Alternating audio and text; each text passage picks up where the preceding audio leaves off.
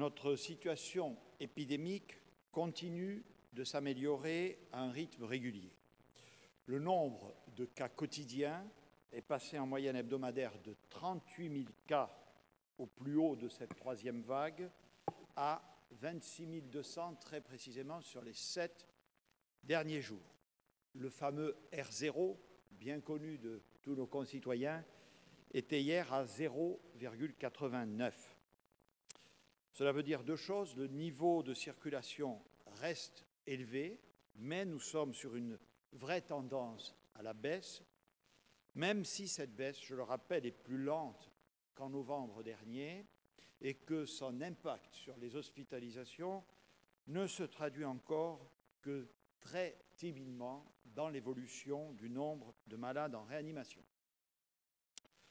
Comme l'indique le titre même du projet de loi que nous déposerons demain sur le bureau des assemblées, il s'agit maintenant de nous projeter sur les modalités d'une sortie de crise, mais une sortie progressive, à mesure notamment que la campagne de vaccination se déploie.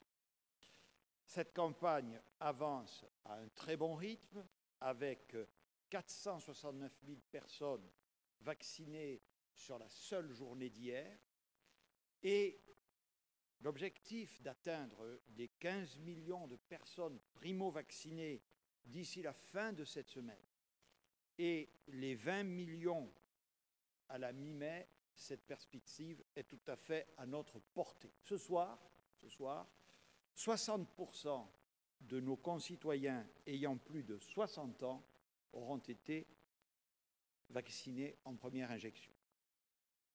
Une stratégie donc de sortie progressive et phasée dont les éléments seront présentés par le président de la République très prochainement, ce vendredi plus précisément.